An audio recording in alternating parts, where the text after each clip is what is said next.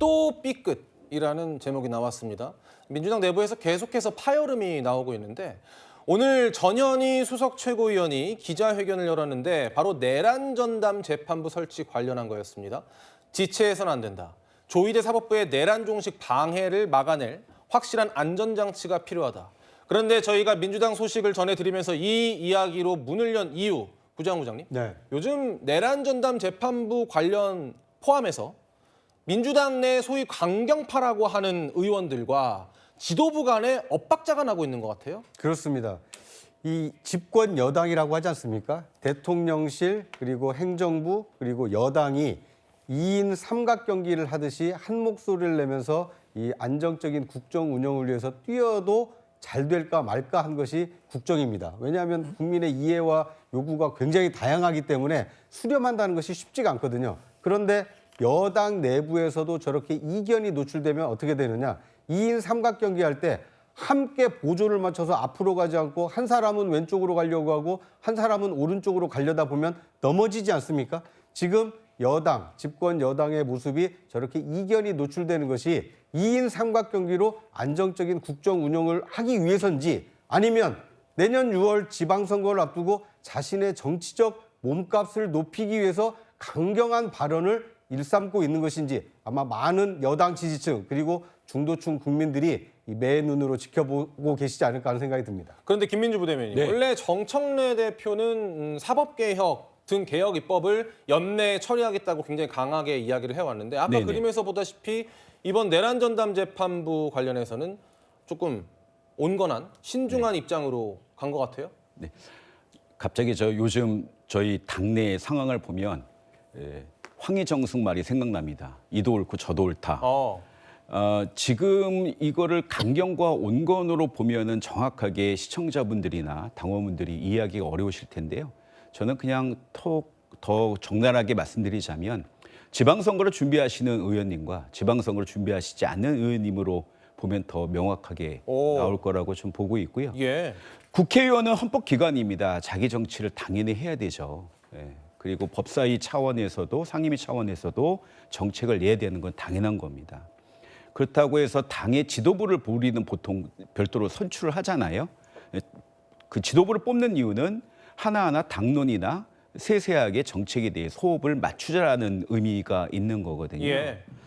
사실은 당 지도부가 경제와 민생, 그다음에 대통령의 외교 성과를 집중하고 법사위가 검찰개혁, 언론개혁, 사법개혁을 집중하는 것은 큰 틀에서 합의가 본 사항입니다. 그것에 이제 법사위 의원들이 할 일을 했다라는 것도 맞는 거고요. 예. 다만 세세한 부분의 속도 조절이나 이런 거는 당 지도부와 합의해야 된다는 당 지도부 의견도 맞는 겁니다. 그래서 이것도 맞고 저것도 맞다라고 말씀드리는데요. 정청래 대표가 억적게 당정대의 어떤 논의를 더 강화하면서 속도를 분명히 하겠다. 당원들의 우려, 국민들의 우려를 잘 받아들이고 내란 종식 반드시 이루겠다라고 말씀하셨으니까요. 예. 지켜봐 주시면 감사하겠습니다. 네, 내란 전담 재판부 이외에도 이제 대장동 관련 검사 18명 고발을 놓고도 민주당 지도부와 법사위 위원들 사이의 목소리가 갈렸는데요. 영상으로 보시고 이야기 이어가겠습니다. 원내 지도부하고 사전 논의는 없었고요. 충분히 저희가 사전에 얘기를 해왔다라는 거 말씀드리고요. 대통령의 순방 성과가 잘 드러날 수 있도록 해야 되는 시점에 다소 아쉬운 부분입니다. 뒷감당 잘할 수 있죠. 걱정 안 하셔도 됩니다. 그 부분은. 예. 네, 장 변호사님, 사실 이제 법사위에서도 이 검사장 고발 놓고 뒷감당은 알아서 하라 이런 얘기도 나왔었거든요.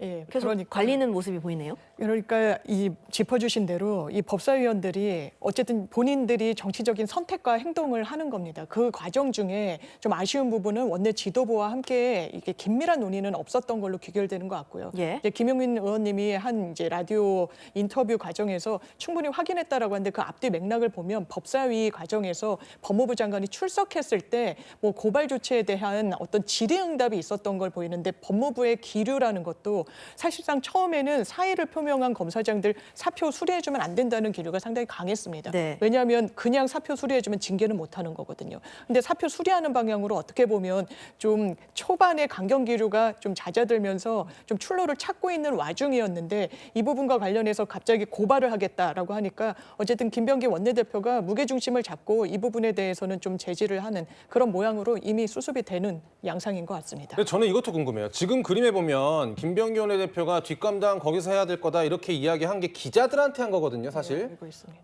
그 민주당 원내대표실 앞에 모여있던 기자들에게 굉장히 허심탄회한 이야기를 한 거고 다음 그림 보여주시면 어떤 지지자가 내란 전담 재판부 도입을 원내 지도부 주도로 할 수는 없는가를 김병기 원내대표에게 물어보는 문자를 보내니까 강경한 의견을 빙자해서 자기 정치를 하려는 일부 의원 주장은 문제 해결에 도움이 안 된다. 굉장히 강하게 메시지를 냈단 말이에요.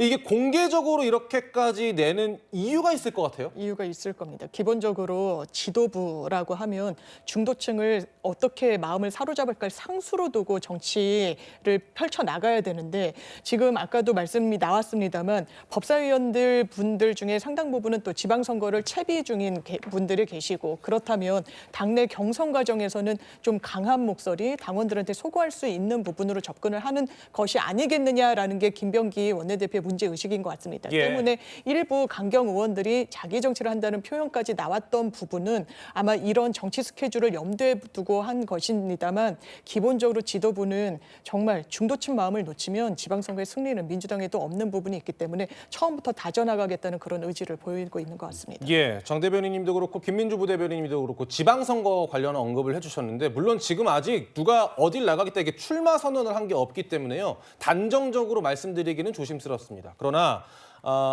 직간접적으로 이야기가 많이 나왔던 인물들 저희가 그림으로 보여드릴 텐데 최고위원회만 한준호 최고위원, 전현희 최고위원, 김병주 최고위원, 이현주 최고위원 등등 여러 최고위원들이 지방선거 출마설이 돌고 있고 후보군에 거론이 되고 있습니다. 그러니까 이제 당장 이번 주부터 줄사퇴가 예고된다 이런 보도도 나왔는데 구정 부장님. 네.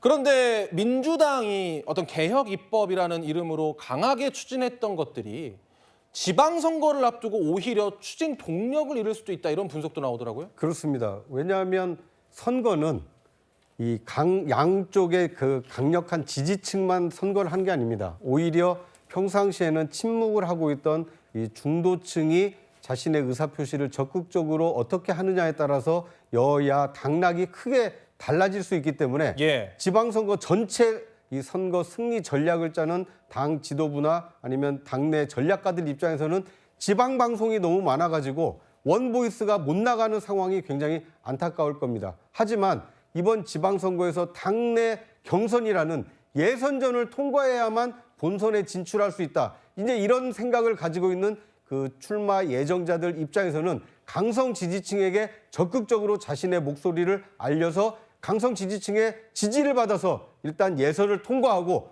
본선에 진출해서는 오히려 중도층의 이 마음을 살 수 있는 얘기를 그때 가서 하겠다. 그러니까 당 지도부, 전체 선거판을 짜는 지도부와 자신의 어떤 이 출마 예선 통과를 바라는 이 출마 예정자들 간에 이 시차가 존재하고 있다 보니까 여당 내에서 불협화음 아닌 그 이견이 이렇게 수시로 노출되고 있다 이렇게 볼 수 있을 것 같습니다.